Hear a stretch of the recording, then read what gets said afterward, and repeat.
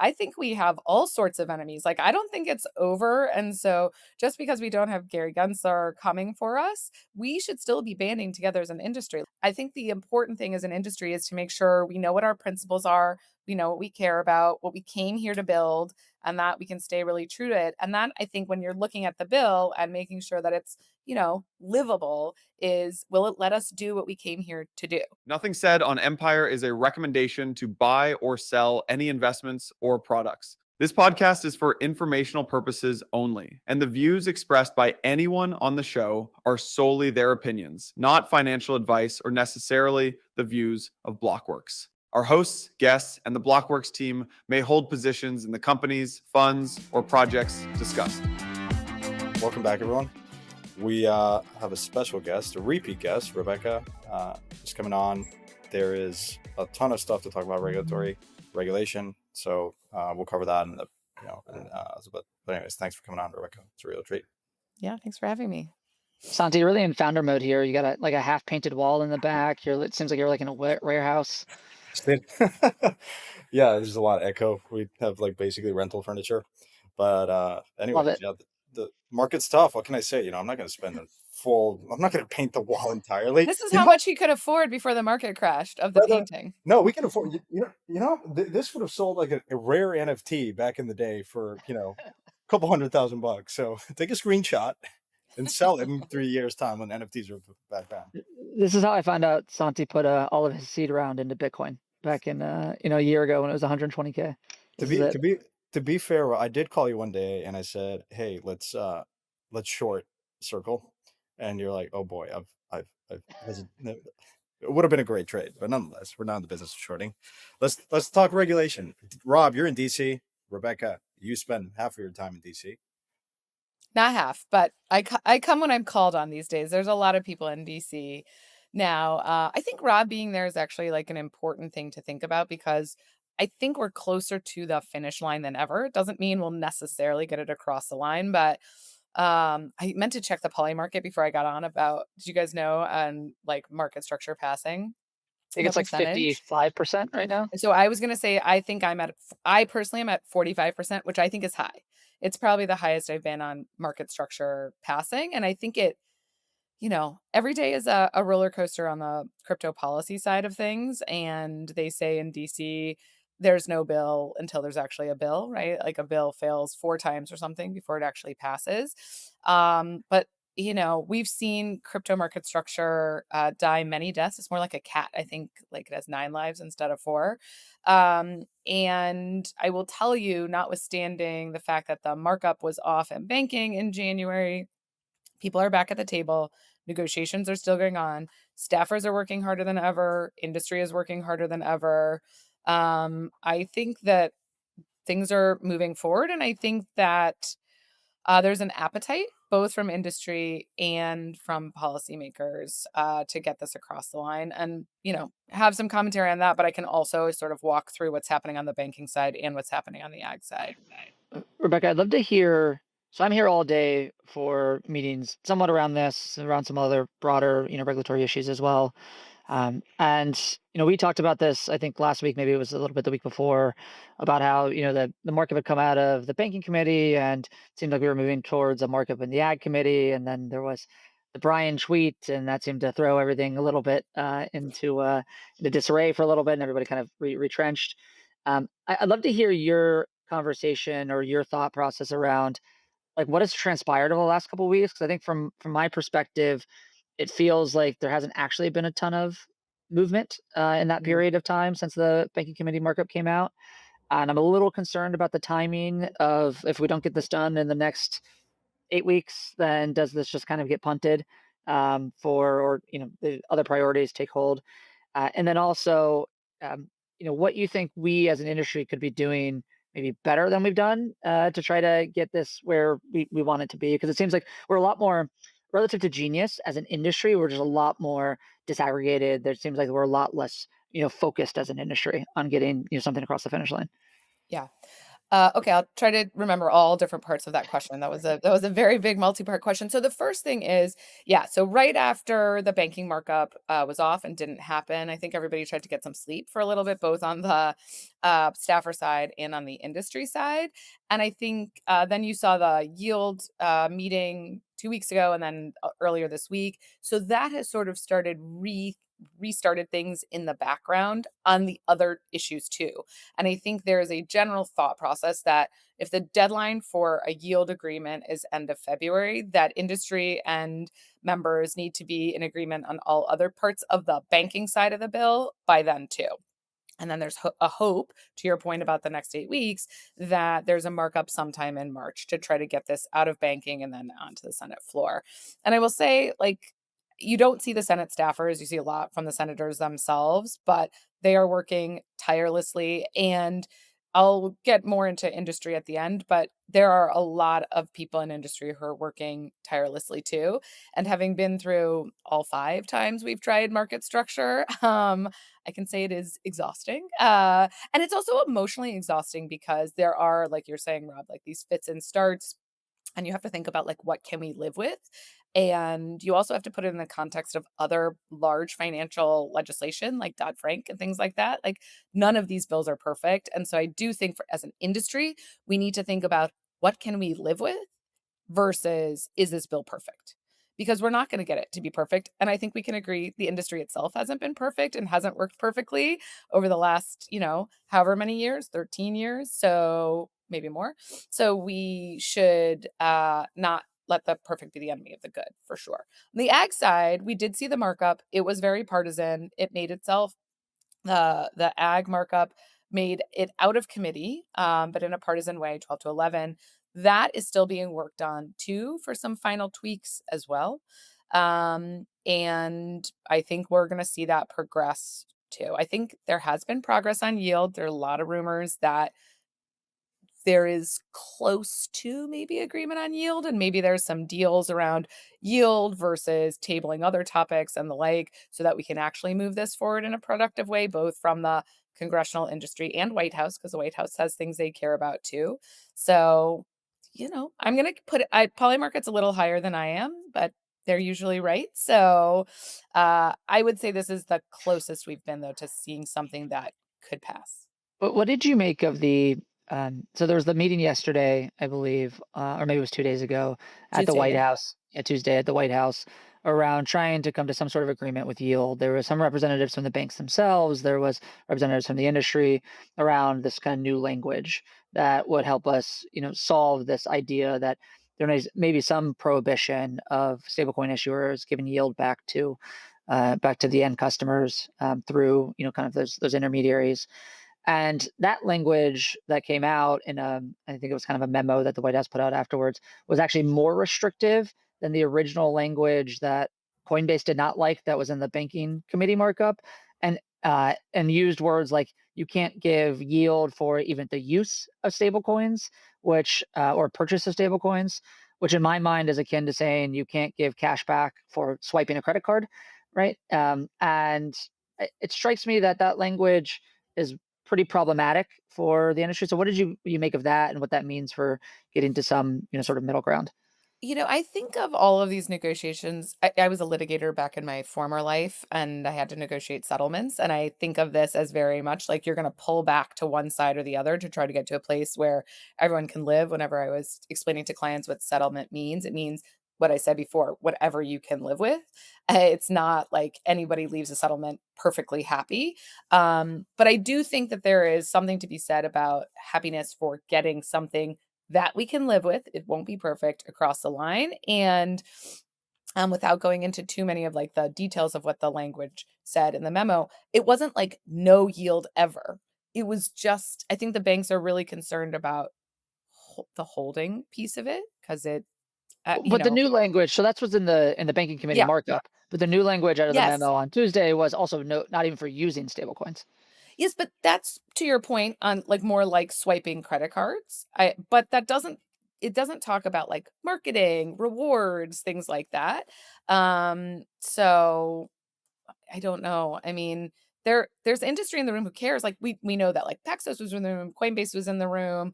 Those types of players are in the room who have a big stake in this. So I think the White House is super motivated to get this across the line. You saw um, Secretary Bessent come out earlier this week, really trying to push this very, very hard. So I've never seen such a push from the administration itself to try to get this across the line. So I am hopeful that there will be negotiation that everyone can live with. I think the other thing to remember is after the banking markup got pulled, you saw so many people come out in favor of the bill and trying to push it forward. So I don't know where the everyone's gonna net out on this, but I think there's a lot of motivation to try to get this done, even from the industry side. Okay. Yeah, I'm hopeful that the language that came out Tuesday was a little posturing, so that we go with the idea that, oh, we go back to the other language that originally that Brian and Coinbase said that they didn't support, because I think that using language like you can't even give yield for the use or the purchase of stable coins, essentially probably carves into like the loyalty business for most fintechs today. It would make it really hard for fintechs to even adopt some sort of like stablecoin based loyalty programs. So at least that's my perspective. But I don't know if there was enough definition around use, though, not to over yeah, lawyer but then this. you leave it. But then you leave it up to the SEC or the CFTC to decide like what the rulemaking is I think around. you actually Or leave it up more to Treasury or the OCC. yeah, I guess that's right. You leave it up to Treasury to see on the rulemaking side. But Well, I think you'd rather have more. You'd rather have the definition of more defined in law, rather. Or I mean, you tell me. You're the expert. so, yes, in some way, yes. I'll say 2 things. There are rulemakings across all of the parts of the bill that everyone should be really mindful about. There is a lot of high level guidance or structure, and then everything is reduced to guidance or rulemaking. I think on the token side, in Title One of the banking draft, a lot is left to the SEC in terms of defining control, defining entrepreneurial and managerial efforts, things like that. And then we see a lot in Title III on DeFi that is left for Treasury to define a lot. So you have to think both what do we want for this bill? And there is a lot of rulemaking here. And will the rulemaking be able to get done in this administration, or are we going to have to see it in the next? So you want enough scaffolding and structure in this bill to protect the things you care about, like you talked about. But I think we're going to see a lot in rulemaking, and people are punting so that we can get something across the line. But there will be a lot that remains to be seen. In positive news, though, if we cannot get to a definition on use, you will spend a lot more time in DC advocating for what use means. And look, the thing I think people forget in this country is that you're in DC. You are literally going to talk to people on the Hill and in the agencies and say what you care about, and people will listen to you. And I will tell you, crypto has had so much access in terms of the staffers, the members of Congress, to really push for what they want. And so that's pretty unique. You just don't get that in other countries. And this industry has gotten probably more Mm, than other yeah. industries have for sure. I was gonna ask you, Rebecca, like, is the industry being too greedy? Like, let's not forget that we're in a very hostile environment, and now have a seat at the table, and it's. I understand why the backlash to Coinbase, for instance. It's like, hey guys, we opened the door, you came in here, have a seat at the table, and now you're acting like you're being pretty selfish. Uh, like, is the industry being too greedy, and are we at risk of like shutting the door for what is a win? It's not a perfect win, but at least it's a good win to then set the foundation, because we don't know what kind of regulatory environment we're going to be in 4 years or 3 years time from now. Yeah, I think Rob's point is a really important one about the rulemaking. Like, is there enough in these bills that we can live with? And then, look, the rulemaking process is nasty, brutish, and long, not nasty, brutish, and short. And it gives everybody another bite at the apple to help shape where things go. So you have to look at what's in the text. Is the text itself too restrictive? The use thing is an issue, Rob, but if it is reduced to rulemaking, that might be something we can live with and you know, figure out what's next. I don't know if I'd say the industry is being too greedy. I understand people have thought about that and talked about that in the past, but I think the other part of it is I don't know any other industry who went through what this industry has gone through, not the past 4 years, but the past 6, if we're really being honest. Things started, I would say getting pretty rough 2 years before, Gensler came in even on ICOs, understandably. But we saw things like Ether Delta precede Gensler. It gave more guidance than it did like true smackdowns and, true regulation by enforcement. But this industry has gone through so much more. I don't even know if we understand the full promise of what this industry can bring forward because of how hard the last 6 years have been. And so I think we should fight for everything we want in these bills. Fair enough. What are the major wins in the bill, in your opinion? Like if it passes in its current form? Mhm. Um, I think we'll have a framework for issuing tokens in the US. One thing people are not talking about that everyone should keep in mind is we're going to need a corollary tax bill, which people are working on behind the scenes. That's sort of coming up to be able to issue tokens in the US. So we're going to need that to help us. But I think issuing tokens in the US is going to be something we'll see again. Um, so that's a big win. There's a provision in Title III that, if we can make a couple of tweaks to it, will allow financial institutions to plug into permissionless DeFi by using a risk framework. That is a huge deal for me. I know we saw the BlackRock Uniswap integration yesterday, but that's permissioned, right? Yep. Very cool. Obviously, everyone understands that DeFi tech is great for Rails, but permissionless DeFi is really, we've seen gated DeFi in before. Santi and I, when I was at Aave, we saw an attempt at sort of permission DeFi, and the gatekeepers make it hard to really bring the promise of DeFi forward. So I think if we can get FIs to be able to plug in to DeFi, that's a huge win. I think acknowledgement of self-custody is a really big win. There's a provision called the BRCA, the Blockchain Regulatory Certainty Act, which is in Title VI of banking, which says that non-custodial software developers are not money transmitters. So that goes to the question that we've seen in the Roman Storm case, and in the Samurai case and stuff like that. So there are some wins in there. They're buried and they're not as big and splashy as yield or tokenization of real world assets, but they're in there. Can Going you back, sorry, go ahead, Asante. I was just going to ask you, Rebecca, going back to the yield piece. I know it's broad and intentionally broad. If you were to wave a wand and write it in the way that you could, how would you, control F, replace, paste your definition? Well, we I we will just wouldn't address the Genius Act, right? Like this is a wholly different bill, and we're trying to rewrite the Genius Act. Like that. I mean, I think that would be everybody's. Does it go back to the state versus federal? Because didn't the Genius Act give? No, no. I mean, I think Rob is kind of right. That's in an ideal, perfect world that you wouldn't be rewriting Genius. I will say there are so many cooks in the kitchen on this that I generally try to stay in my lane and not opine. I mean, I care about yield because I think it's an important, and stablecoins are an important part of the ecosystem, especially the DeFi ecosystem. But there are a lot of players who are making edits and thinking hard about yield. And I really do hope we get to a good place on that, because I think, everybody, stablecoins are important. And Rob talks about this all the time from the fintech perspective and changing how we do payments and stuff like that. But it's also really important to keep DeFi alive in a really important way and to continue to have ongoing stability in DeFi. So we need to make sure that stablecoins are protected in all the ways for all different parts of the ecosystem. So that's yield, and that's dominated the first 15, 20 minutes of this podcast, and I think that's dominating most of the time on the Hill right now around the bill. But there are some other things that people care about, and some things that people say is problematic. And you talked a little bit about the wins. Can you maybe just for the audience talk a little bit about what those few other kind of major points of contention Sure. still are?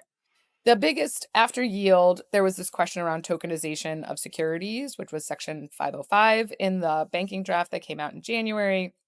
People were really worried that that provision, which was, by the way, put in very much at the last minute, and people had not seen it at least extensively before it came out. So it was a surprise, an Easter egg, as they say. But that seemed to, a lot of people read the provision differently. That seemed to curtail the SEC's ability to allow tokenized securities to take many different forms and be marketed in many different ways. Some people are like, this is just a restatement of the SEC's authority.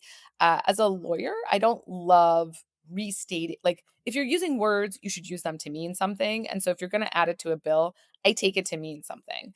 Um, we didn't get to see any colloquy on the floor or any discussion about what members thought it meant. So we don't have sort of legislative history around that.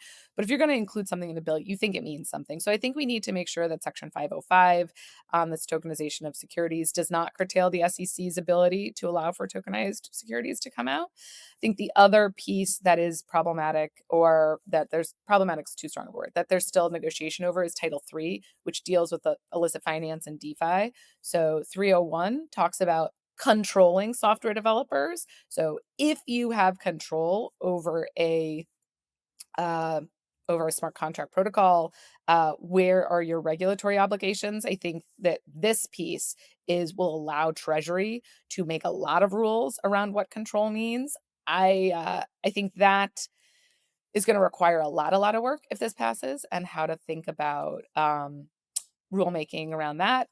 Section 302 in the DeFi bill has questions around what we do for front ends and sanctions control, and whether that it gives Treasury the ability to impose KYC on DeFi front ends, which is another hot topic. We want to make sure that the financial institutions can plug into permissionless DeFi in a way that's not too onerous on them. Um, and we want to make sure that self-hosted wallets and financial institutions can work together. Like, financial institutions can give access or interact with people's self-hosted wallets. So that's where Section 3 is. And Section 1, there are some pieces is really about issuing tokens in the United States.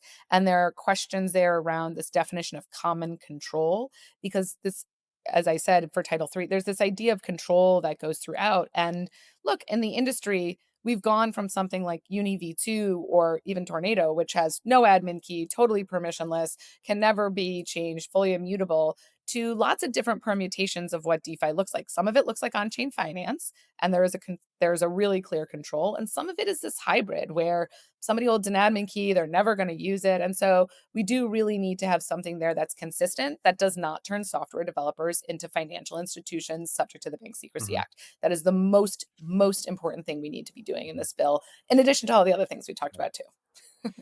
Rob and I were at the CNBC event in New York earlier this week, and we saw Giancarlo, I think the former CFTC chairman and the Yeah. current chairman. He was talking about, obviously, the Howey test. Is something that the industry's talked about a lot. Um, my understanding is that this bill would kind of replace that in some way, and there's this maturity test. Um, can you talk about that? Like, what does that mean for crypto projects that have always been thinking about this day and night, about this Howey test, everyone in the industry? It's the first Yeah, thing I that don't yeah, you're still gonna be up thinking about the Howey test, but it's just gonna be like, I don't remember it, like Section 105 in the banking bill. So the maturity test was in the House version of this in FIT. There is a different question. It's much more around control in the Senate bill. And there is rulemaking from the SEC around this question of entrepreneurial and managerial efforts, like when you can graduate out of being doing disclosures and things like that with the SEC. And so if the bill passes, you're not going to have an answer day one, like, oh, I know I'm done. Mhm. Um, and so are we are we you're are still we going to have to moving wait in for the rulemaking. are we moving in the positive direction, or Yeah. not really? Okay. Yeah, I think so. I mean, as I said, I think being able to issue tokens out of the US is good. The real question is, how fast can the SEC get rulemaking done around this entrepreneurial and managerial efforts, so you have a view on how it works. We have decades of case law around what that means. And I don't know if you guys remember this, but like back in 2018, 2019, what the SEC then had as FinHub, which was where you would go in and talk about your crypto projects, and then you get a subpoena right after. Um, but back then, they put out sort of guidance around what entrepreneurial and managerial efforts look like. And it was like 80 factors, right? 78 factors, something crazy. So I think rulemaking is going to be really hard around that. So I don't think we're going to stop our Mhm. sleepless nights around the Howey test. Yeah. Uh, I get asked the question a lot when I'm talking to normal businesses, like, can they use stablecoins today? They hear about these things like contested in TV, and it leaves uncertainty in their mind. It's like, can I actually use a stablecoin? Can I not? Regardless of whether the bill passes today or not, or like, this year or not, like our business is okay to use stablecoins in their current form if you go through a Stripe or USDC. Sorry, I did hear everything you said, but my computer, I have many tabs open, it's my fault. Um, of course you can use stablecoins. I think Stripe is using stablecoins. They have Privy and Bridge and all of those things that stablecoins are very integrated into. So I don't think it's a problem using stablecoins for payments, as Rob said, but there are the other permutations around them. And obviously we're in the midst of Mhm. figuring out what to do about yield. So, but yeah, Yeah. I I mean, mean, a lot of the activity has been on the B2B payment side. So like a lot of the growth has come from that. So again, that's just the point that I think people need to hear. Like there's these issues around the edges that are being debated that affect certain stakeholders, but businesses are using stablecoins today, and whether this bill passes or not, that trend is going to continue to grow. I think Robbie had a pretty aggressive prediction, which would be to go into 10, was it 10 trillion, um, or 100? Well, I said on the We're crypto worth. credit card side, we're gonna get $100 billion worth of settlement with Visa, but that's really still relatively small for Visa. But I don't think I know we need to remind everybody how bullish I am on stablecoins. So I think that's clear. Um, no, but I listen. I think on the stablecoin side, the one thing we have seen, and I see it in the portfolio right now, is there's definitely a lot of the tooling is kind of catching up to the volume, right? So okay, well, how do I make sure that I'm doing the right transaction monitoring? How do I make sure that I understand like where if I have nested or not nested flow and like how do I make sure that I know who that end customer is and what types of checks am I doing? How do I pass along the right type of information? That type of tooling, right, that you see in like traditional payment and banking ecosystems is catching up a little bit to a growth that kind of got in front of it. And so I think that's a topic for a lot of people, but that's a problem for the service providers. That's less of a problem for the businesses, and the businesses are all they should be using stablecoins. It's better. It's cheaper. Like go use stablecoins. and um notwithstanding the negotiations over yield that are going on right now, banks are getting ready to issue their own stablecoins. I'm sure Rob hears about this much more than I do, but like they are all staffed up. They are getting it ready. Banks that you didn't even think would be issuing stablecoins are going to be issuing. What that means and how that looks and how they can be used is a whole different question. But the banks are getting ready for stablecoins too. Every bank is going to have a stablecoin. Everyone. And all the banks, all the asset managers, we had Fidelity launch theirs, all the fintechs, we had Klarna USD.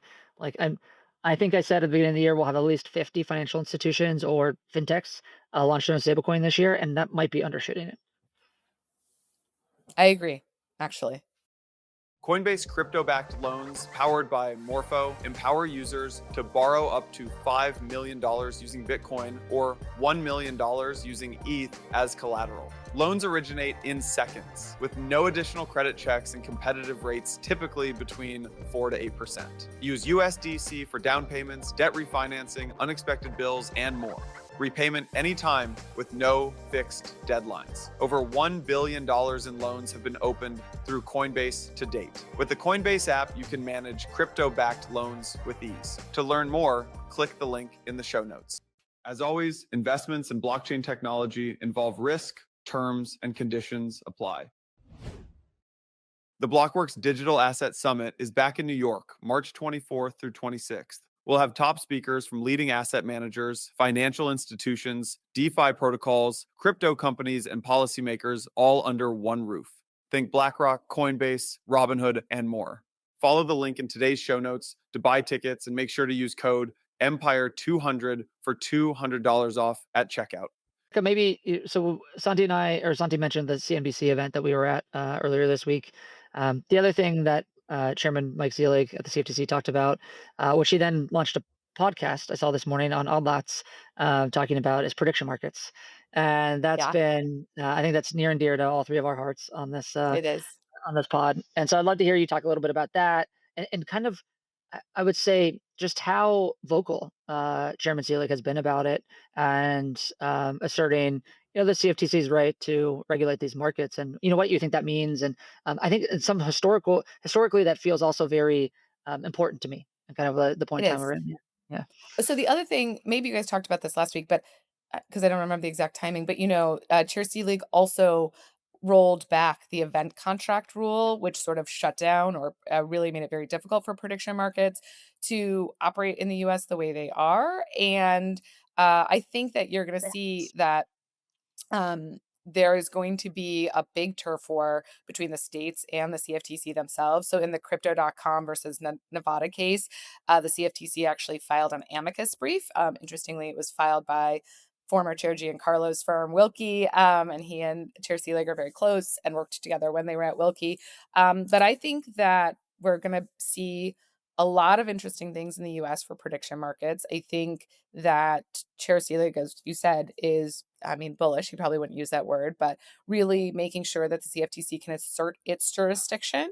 But I think that the craziest or the hardest line is going to be on the sports markets, on these prediction markets, versus all the other financial markets. I don't think anybody really cares about, right? Like, oh, what's the percentage of market structure going to pass? Like the states aren't that worried about that, but they are worried about these sports markets. So I think we're Yeah, going to see some narrow stuff there.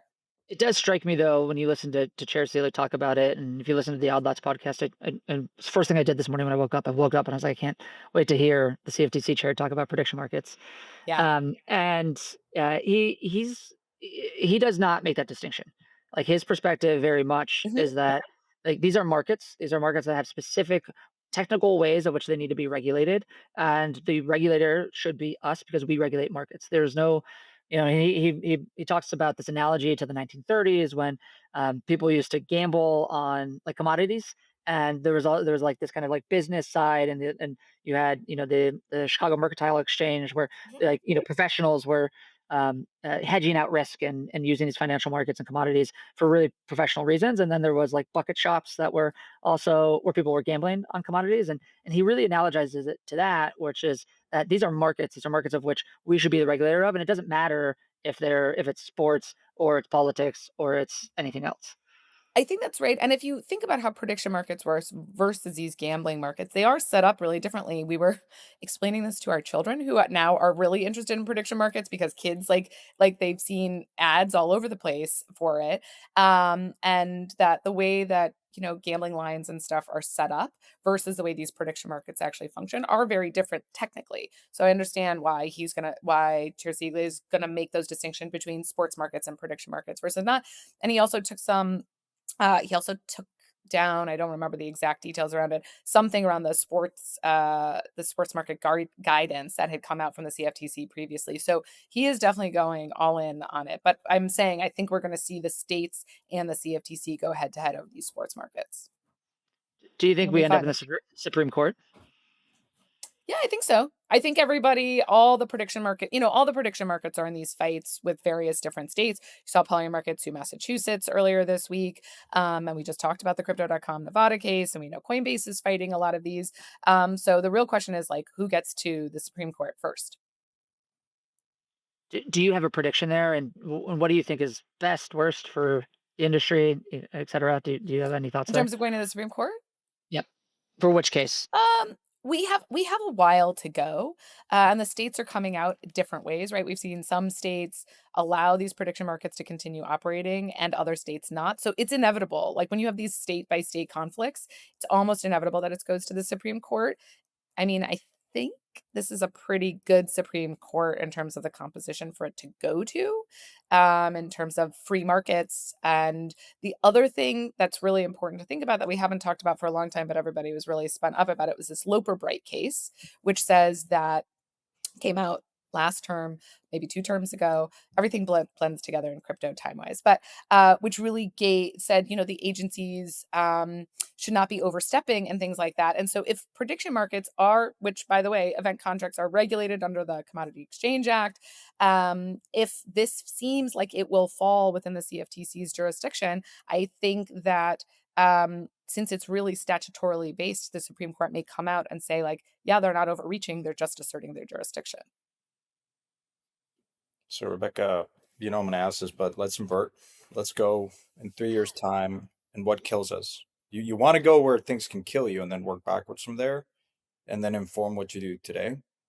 So Rob's in DC, you got to give him instructions to make sure that he tells all these people that he's meeting with the right things. even though he's, he has a list of things. But what can Oh, kill us Rob in knows what this? to say. No, I know, I'm I not know, I worried know. about it. I mean, I think a lot of what I mean, he knows what to say on the yield side for sure. So he doesn't need my instructions there. And I think I'd said a lot for, when you're meeting senators on the Hill, there are a few things that they know. And I think distinguishing between software developers who have control and software developers who don't, and not having criminal liability where there are software Mhm, developers who don't have control is a really important piece mhm, of this. I think the interesting part about a lot of uh, I guess, senators who have sort of are coming to this late and wanting to be really involved is they've been playing catch up on the tech. And so they're doing a good job. Their staffers are really digging in, but hearing the same message about how the tech works over and over is really important, especially from new voices. Like I know Rob has been in DC, but you're luckily not one of those people that they have to hear from all the time. Right. And I so I don't think, I didn't wanna be. I absolutely did not right. want So Rob will be a breath of fresh air, and I think hearing the same message from somebody credible like Rob, who mostly has really been focused on the stablecoin side and also doesn't go so far outside of his, lane, will be helpful to the industry. It's interesting because some of these people, at least one of the people I'm seeing today, I've met many times over the last a couple of years, and the conversation I'm having now around DeFi developer protections, right? And around stablecoin yield are Mhm. basically the exact same conversation I've been having with many of the same people for a year and a half at a minimum, right? Yeah, And so these things take a long time and they have to be, there's a lot of interested parties.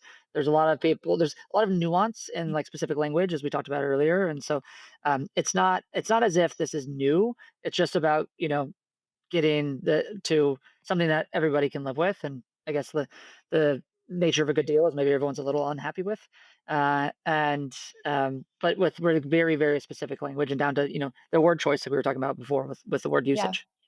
Yeah, sometimes we're in the midst right now of negotiating the difference between the and a, on Yeah, certain mhm. things and what's the difference and Yeah. do we need it and are we gonna have to do rulemaking on something like that down the line?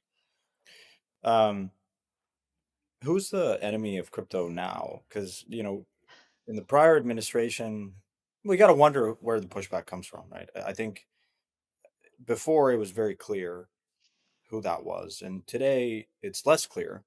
There's pushback, whether it's to the traditional financial institutions or just certain parts of the population that look at prediction markets and say that's gambling and that doesn't produce anything useful for the economy. And crypto, they don't believe the story about the technology being useful, about stablecoins reducing costs and this real-time money concept. And it's hard because money is something that people don't want to talk about. And is I think crypto is very much in your face. Like you have to see the moneyness of it. And sometimes it's just looks and feels a lot like prediction markets, and that's the headline. But it's tough, I guess. If you're a congressman, if you're a senator, are they getting calls from their constituent base saying, Mhm.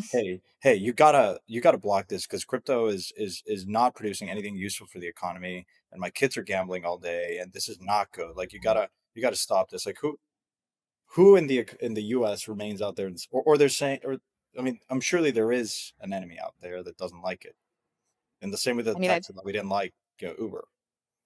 I don't think that anybody's being shy about not liking crypto, honestly. I think it's pretty public and pretty out there. I think we have the administration and the agencies, right? So two branches of government seemingly are innovation friendly now in a way that they haven't been before.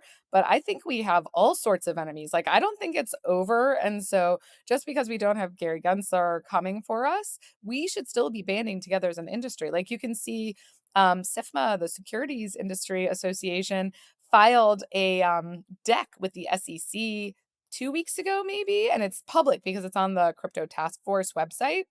And you can see that they want wallets to be regulated like brokers, and they don't want traditional assets being able to be traded through permissionless DeFi. And like everybody's pretty public about not not wanting crypto in many ways. Like the banks on yield, like we have plenty of enemies, and so I think the important thing as an industry is to make sure we know what our principles are, we know what we care about, what we came here to build, and that we can stay really true to it. And that I think when you're looking at the bill and making sure that it's, livable is, will it let us do what we came here to do?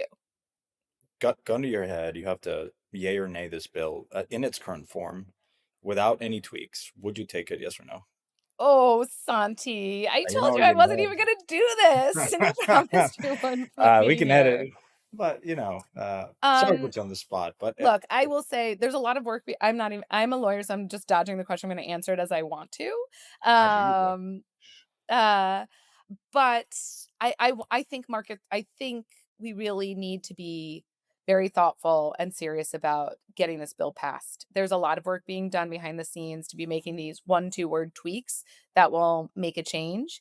And I commend everybody who is getting less sleep than I am, making sure these kinds of things happen. And in DC, more than Rob and I are sort of camped out there trying to get this across the line. So I give people a lot of credit. And I think we really need to be thoughtful about what we can live with because, look, yes, I think all of us have been through bear markets. They always feel terrible, always. I don't know why, no matter how many times you've been through.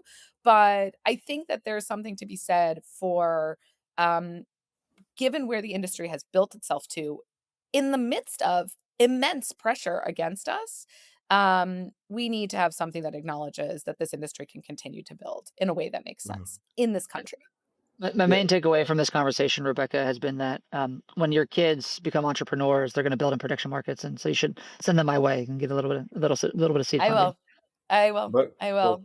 before we came on the spot, Rebecca was saying that she got some Nintendo fake or Nintendo fraud. I can't wait for them to to at least say prediction markets. Your kids gambling They're on prediction they are markets. super into prediction markets, actually. Like, Yeah. yeah, they are. They think it's really interesting, and So uh, so last question for me is like from a negotiation standpoint. This is this great class I took at Harvard, which is like the best alternative to a negotiated agreement. Your BATNA, which is what is the point where you're willing to walk away and not take the deal in front of you? And you always got to understand what that is, whether you're negotiating your salary or whatever. As an industry, like what or should we be prepared for that? What that is like? Look, we already have the Genius Act, which is just pretty good for stablecoins at least. Is there a point by which just walk away? I don't think we're at the. I think given the work going on, we're not at the walkaway point. I just want everyone to acknowledge Santi's humble brag about this class I took at Harvard. No, no, no, no, no. Listen, no. The reason I took it, it's a book, Getting to Yes by Roger. I think Getting to Yes. I don't brag with it. I mean, I didn't go to Harvard. I went to the school Oh, on I the other thought you were side saying on the I other. took this No, no, class no, at no, no. Harvard. No, I was going there at night because I went to BU on the other side of the river, on the Charles River. But they offered this course. Uh, the book is Getting to Yes. Everyone should go read it or prompt it in LM. He negotiated the Israeli-Palestinian conflict, and he actually gave the course. So for $2,000, you can go and actually learn from him. That's why Rob, where I negotiated my terms, understands that those $2,000 that I invested back in college really paid off for the terms of my I loan. like how Santi Anyway, immediately slipped from Harvard to like actually it's a bootstrap story. I was going to BU and I was walking well, across the bridge to go to Rob, Harvard did you not and look at my sneak in, LinkedIn? and I Did was you? the janitor at night. It was, Yeah, again, Exactly. half Goodwill The tape was Hunting, actually about me. by the way, half Goodwill Hunting, half like looked at my LinkedIn profile. Which like, I went to Harvard, but it's like I took a class at Harvard. Rob, did you do background checks on me? gosh, yeah. Well, of course we did. We did. We did. We always did background checks. Uh, Anyways, all right. What's the ultimate question?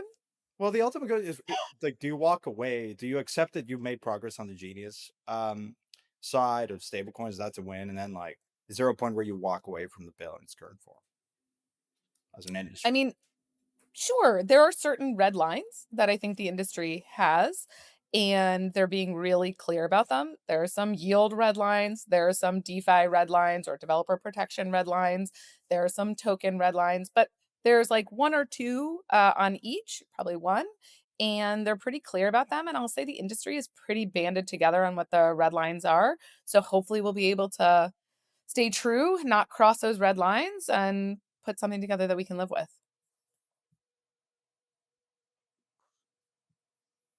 how does this all, before we let you go, how does this all make you feel? Like from going 8 years, like what is it, 6 years ago in the hostile, administration to today, for someone that is just coming into the industry fresh and hasn't really appreciated what was going on back then.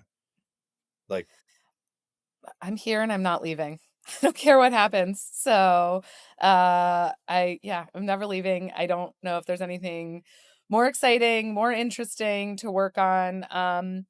Hardest legal issues, but also like hardest operational issues of just building these new systems in different ways and moving everything that we've built to date forward in a meaningful way. So, um, market structure is hard. I've been through a lot of the cycles. I'm grateful, like I was saying before, that I've had the opportunity to weigh in and use some of my experiences being inside companies to really impart information that hopefully makes it into legislation. That's a privilege beyond anything I think I could have ever imagined in my career. So I feel lucky that I've got to be part of the process on market structure. I hope we see something really good. And I'll say the other thing I think about a lot is like back in the day when we started market structure, it was like me and a few other people and a couple trade, like a trade, not even multiple trades. And now there is such a flood of people who are all coming together to, um, you know, stay what the red lines are, advocate in a real way. I mean, that Rob doesn't go down a lot and he's there and understands the importance of it. Like, that's really amazing to have thought about being 10 or 15 of us in a room to now being on calls where there are 50, 60 policy, crypto policy people or government relations people. That's pretty amazing.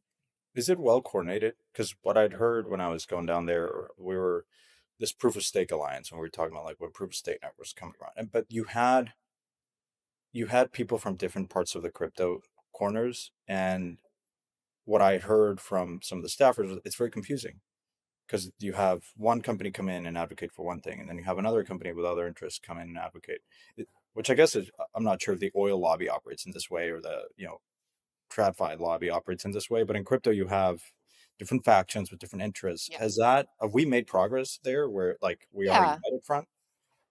Yeah, for the most part. I mean, look, when you're in a negotiation, I'm sure you learned this at Harvard, the people may fold at different times, like especially when there are multiple parties involved. You do worry like, "Oh, will someone put X interest above Y and say, "Okay, fine, we'll cross that red line as long as we get what we want." So I think there's always concern about that, but the coordination has gotten a lot better.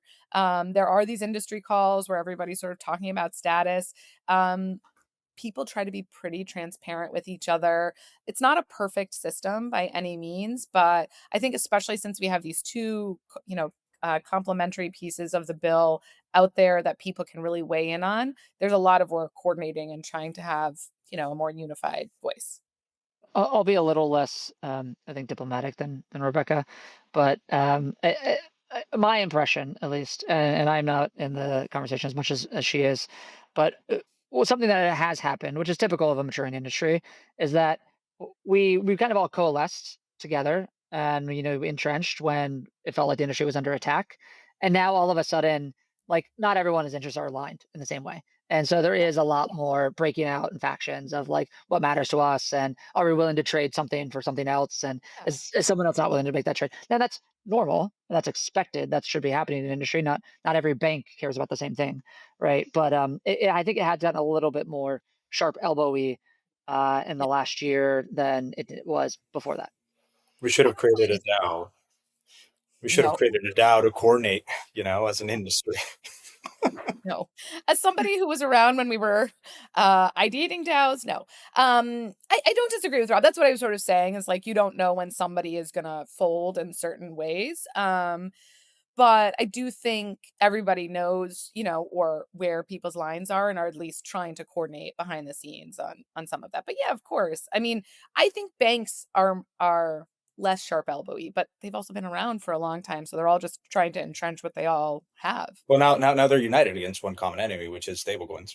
So Yeah. Yep. so to round out this has been great. Just to get everyone up to speed for anyone listening, developer, investor. Is there anything they could be doing to Yeah. So participating in the that's what I effort? was gonna say. I don't think people are getting calls like from their Congress people, like from their constituents being like, we hate crypto, maybe here and there, but not as widely. But they're not getting calls from their constituents saying, we care about crypto. This is important. And yes, we have fair shake and all the PACs and all the political money coming in. And so that helps on influence. But I've been saying this for 5 years, 6 years at least. Call your representatives. Tell them you care.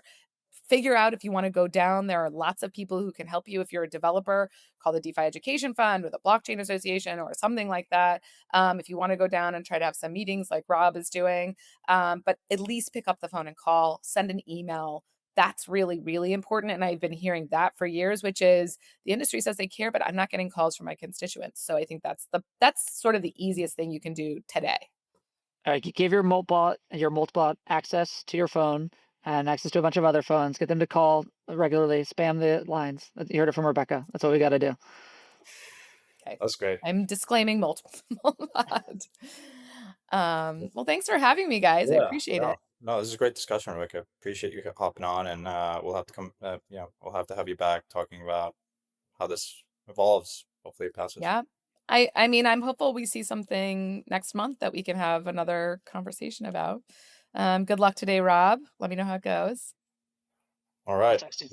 We'll be tracking the guys. prediction market to see if it ticks up based on what Oh Rob's yeah, doing. right after Rob. We should be doing that all day. Keep us let us know when you're done on the hill. Awesome, Rebecca. Thank you. Bye guys. Thanks, Rebecca. Rob, does that give you more confidence walking into the room, or I mean, you were well prepared before, but Listen, I'm ready. You got a whole team around this today. I think we all understand kind of what's at stake and what's important, and there's a few kind of main issues. And so, I think it's a privilege to be able to engage with representatives and with regulators. And I think the fact that we've been given this privilege as an industry after what was years of people just actually actively not only attacking the industry, but then we're also refusing to engage on, like why are things the way they are and how do we potentially regulate these? That's more frustrating than anything because you see this attack happening and yet people won't even hear you out, right? And so we've now got the opportunity to engage with the highest levels of government, and that's a real privilege, and I'm excited to be here.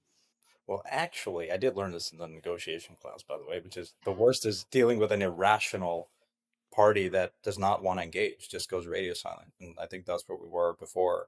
I remember projects reaching out, wanting clarity, not even an acknowledgement, not even an open door, and a false pretense of we have this task force come in and you'd get subpoenaed right after. Like it was. I just hope that. I mean, I think it's progress, and progress is progress, and it's never like I don't think there's ever been a bill that has been perfect. Not in crypto, not anywhere else. So I think at some point you just have to accept that as a foundation and build off of. Very good, man. So that's on the regulatory stuff. I mean, it's been sort of a quiet week. We recorded last week with Josh, and markets just kind of, as we were recording, I think Bitcoin hit 60K. Josh did say in the pod that he would be buying at 60K. He texted me after. He said, there you go. We got to 61, and then we immediately bought back up to 65, and then we got back to like 70, 71, and now today we're 66 or so. Yeah, 67, 68. Any updates on, we were talking about this before recording, but, fairly muted on fundraising, new projects, anything interesting in your radar? It's been pretty, so I was actually talking about this with a couple other people this week because VC is actually pretty busy still, but the nature of how VC has gotten busy is very different. So the amount of like really crypto native like token projects that are raising right now is very small on a relative basis. The amount of things that are getting funded there at any real size is very small on a relative basis. But the amount of money that's being thrown at stablecoin, banking, prediction market, CeFi, tokenization type projects is really, really just tremendous right now. So it's quite busy in those parts of the market. And so, I mean, if you look at, the January fundraising, there was a lot of money actually put to work in January, but, it's like the $250 million into Rain, the $75 million into Mesh. There's $20 million put into a quantum compute business. There was a bunch of money put into these kind of like less crypto native type projects, and you're just not seeing a lot of. I mean, Superstate, another one. There was 82 or 85 million dollars put into Superstate, but there's been less money put into or be being announced into these crypto native projects, and so that's been really interesting and really surprising. It's been, I think, we're in a bit of a lull right now, but that kind of makes sense because, you know, the announcements for fundraisers usually happen sometime really no earlier than 3 to 4 weeks after the fundraisers actually happen, and Mhm. oftentimes longer than that. And so now we're in the like, oh well, like post Christmas lull, right? Like everything that got announced in the first 3 or 4 weeks of January, all of that would have gotten done pre-Christmas. And so we're kind of in that Christmas lull right now, but that's not surprising. And I think we'll see more to come in the next month. Any rounds falling apart? We've We're not seen there yet, right? I mean, it's not that bad.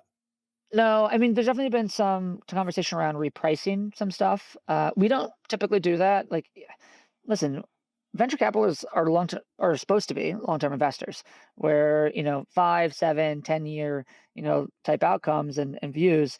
And so, like, if you're sitting here and saying, okay, like the market just crashed 20%, so I need a 20% discount on this thing that I priced 3 weeks ago. That's I think bad faith in most cases because you should have done the right work on Yeah. TAM You and either believe it's 10x or not, and so of course, everyone wants yeah, a better exactly. price, but yeah, Well, and you know this, but we're definitely never the cheapest capital. We always are a little bit more valuation sensitive than most of our competitors, and but that also but I have the same exact viewpoint on how I price things in good markets and bad. So in good markets, that's it's tougher for me from a competitive standpoint, but it's about thinking backwards from where I think this industry will be and this company will be in 10 years. yeah, yeah. No, I agree with that. I think as a founder, also in raging bull markets, I see a lot of founders make a mistake of taking the highest valuation. Sometimes that comes with structure, which is not reported in the headline, and then comes by can come and bite you in the ass. But also, there's a point by which you have a fair deal that has the party that is coming into the cap table excited to do work, not just tick topping, paying a ton. You see a lot of companies, particularly in crypto, where you have the token now, like a lot of the employee options that are issued at that valuation. Just it's not necessarily the most wise thing to do to take the highest valuation. There is a point by which it should be fair. You should have people excited to get into the cap table. I would go so far as to say, and I'm obviously biased, but it is never the right thing to do to just solve for valuation. I You didn't. solve for I did not take the highest term sheet for what it's worth. I appreciate that. But we hear that all the time. I think it's very seldom that we are the highest term sheet. But sometimes we match in certain types of competitive rounds. But you know, it's not about. It's also for me. It's not about like winning, right? Like I don't want to, just be lower because I can be lower. I want to get to fair value that makes sense for everybody. But it's really for you, at least. I mean, it's in your perspective here. But what I tell founders is it's about having the right sparring partner. It's about having the right thought partner. Somebody who will pick up the phone any time of day. It's about having a firm who can support you day in and day out on everything from hiring to just like the doldrums of being a founder, because you know what, being an entrepreneur is hard, and like there's like this cool like sexy stuff that people see, and then everything in between is just hard, and you need people there to help you with that and to be good partners along the way. Yes, sir. But it's not easy. It's but I am curious.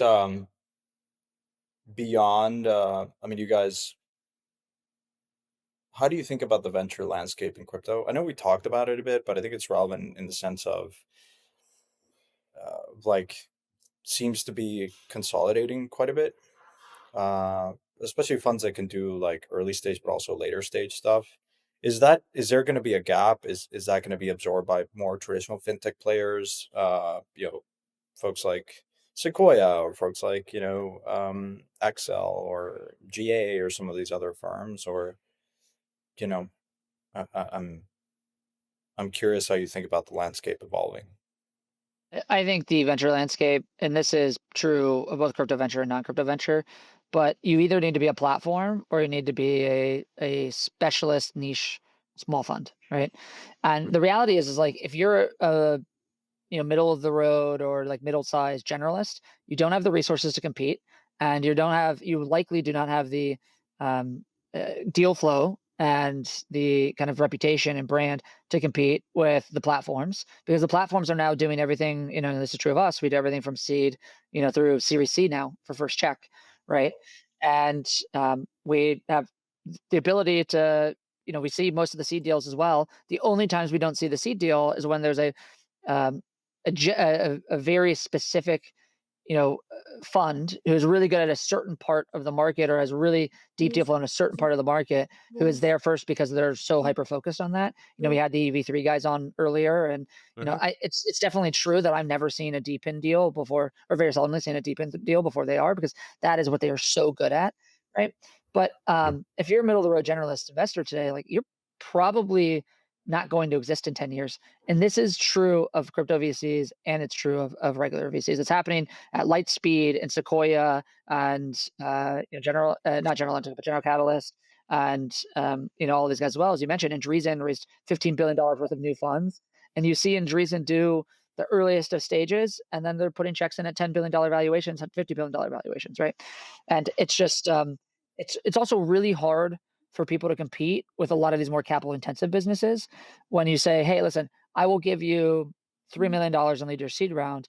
And you know what? There might be another $50 million behind that if you continue to grow and do well, and you don't have to go and do this whole beauty contest again. Yeah, Sequoia's been doing that for a long time. Yep, and it's I mean we've done that now in Polymarket and Rain and a few others, and you kind of see that with uh, it's, if you can look at the companies that are already in the portfolio and then re-underwrite them and continue to put more money in as it's working, that's always way easier and always more preferred versus having to go and find a new entrepreneur to back. Yeah, yeah, yeah. Um, I know we're on the hour mark. We'll say there's a couple of interesting things this week that I think we just fire off quickly before we drop. Um, the first one is LayerZero. They, I think, came out with a pretty amazing announcement on their new. They basically engineered a new consensus out, you know, mechanism that they shared it with me back in January, early January, and I was blown away. I mean, yes, I'm an investor, but I've always felt that the team is one of the, if not the sharpest technical team in crypto, and they delivered what I thought was a pretty amazing breakthrough. Curious from your standpoint, if you saw that, what you think of that, and of course, you guys are investors in a bunch of other layer ones. So Yeah, it's interesting. So Brian's awesome. They are a beating machine. Um, they're launching this thing at a time when I think the general perspective of general purpose blockchains is probably at its like all-time low. Launching at a time when Monad launched a few weeks ago, and I think Monad is probably the most innovation we've seen at the L1 and in a long time. And they're still working through getting the right applications up, and working through getting usage there. The Layers Zero guys did talk about a lot of launch partners that would be there from day one, and there's a lot of logos. But I think, as you and I both know, logos, been a lot of logos at a lot of times in crypto, and we have no idea what that actually means over time. And so I think it's going to be really interesting to see how they actually compete.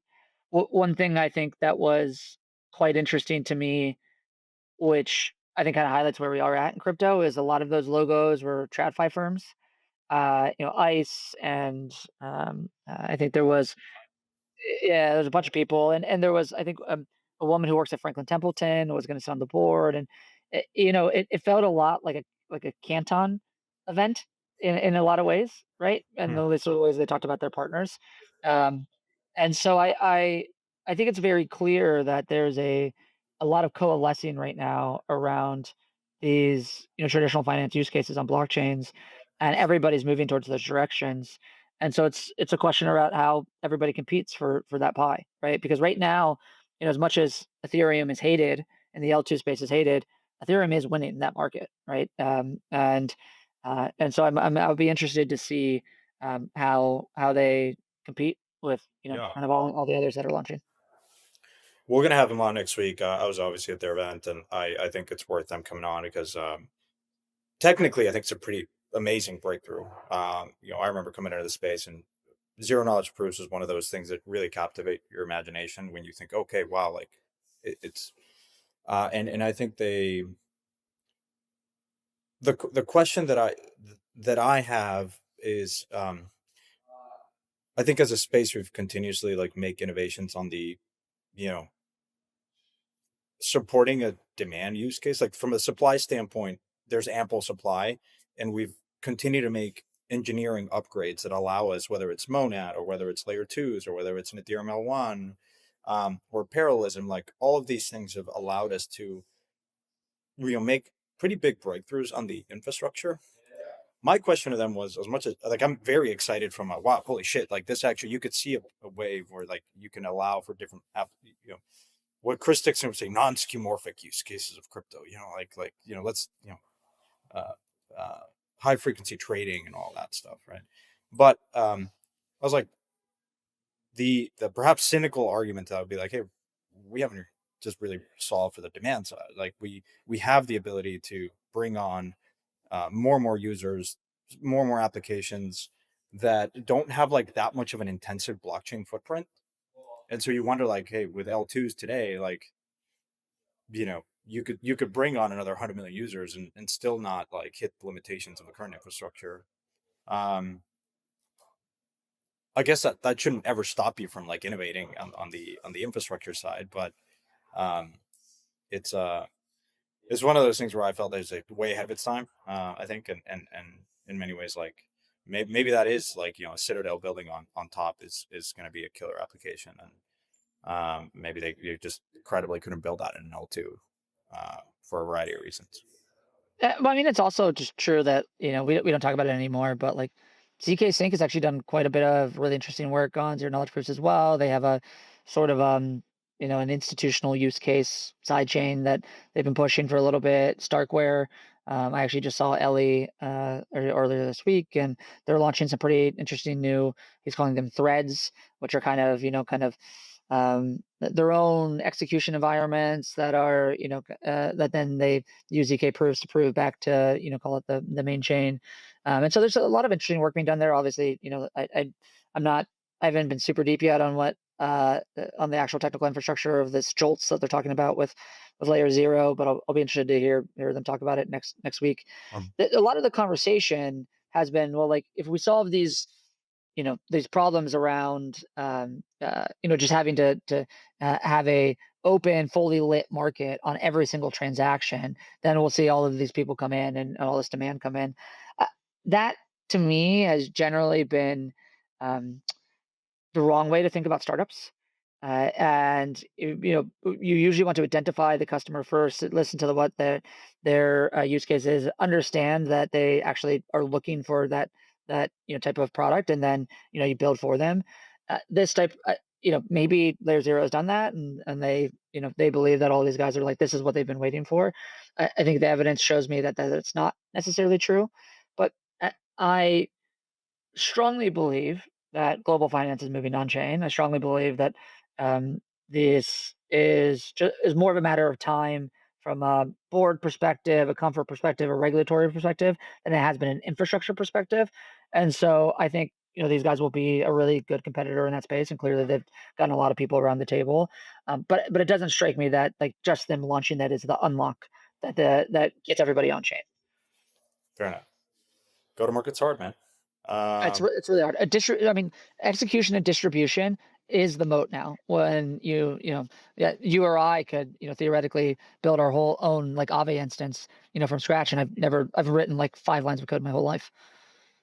Man, I can tell you, we launched a new website. I built like fully in prototyping to production like 48 hours. What could have probably taken us like hundreds and hundreds of thousands of dollars and months.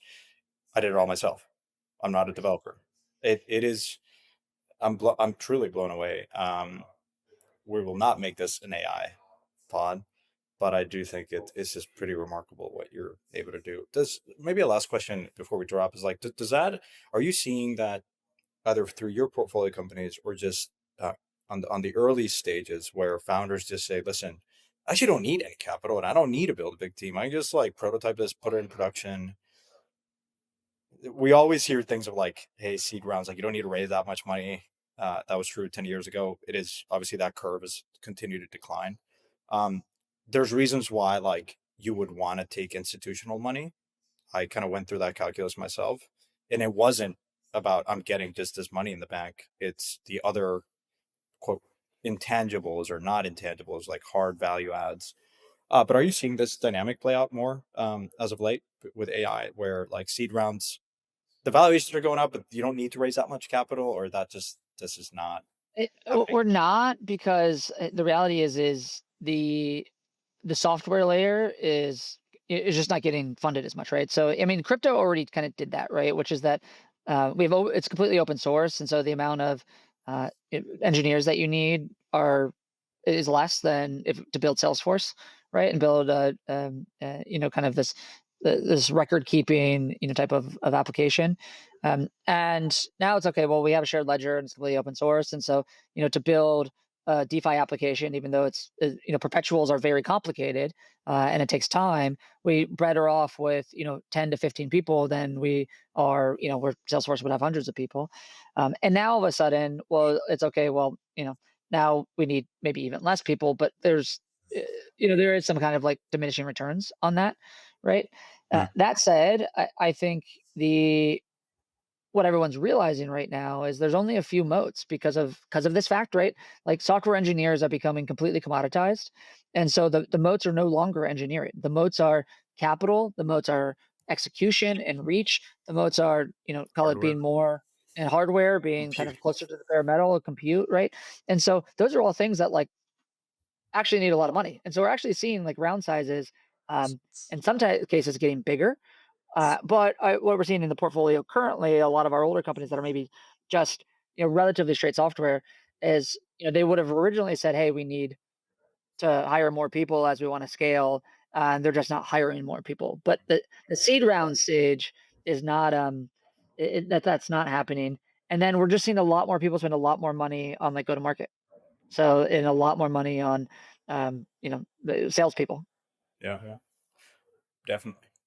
Um, anything else on the news front before we, of course, top it out for the content of the week? Slow week.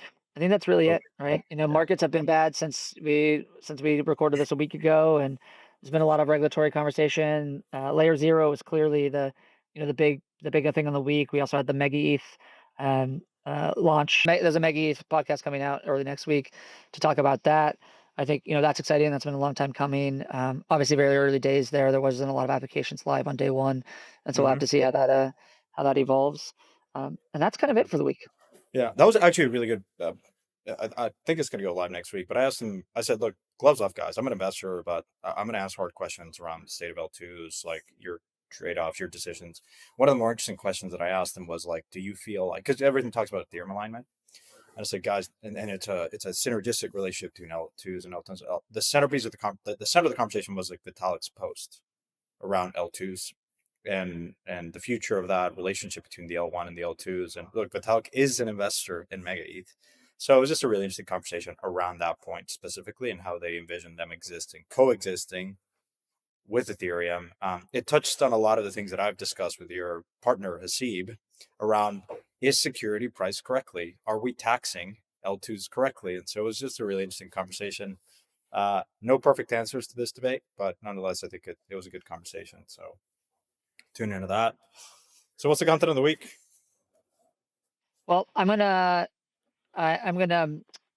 probably recommend what I talked about earlier, which was the Odd Lots podcast with Mike Seelig. So if you care about prediction markets at all and you care about the future of prediction markets, it's a very, very important podcast. And I said this Was that when was when I that horror? Was that a it thrill? was I would call it a thriller. So for me as an investor in Polymarket, but he's really good, and I think it is actually very historically significant for people who are nerds about this stuff. And then the other thing I would recommend is the Jorkish had Elon on for like 2.5 hours late last week, and a really good podcast on all things AI, space, batteries, all that type of stuff. So Mhm. Jorkish I always find his podcasts.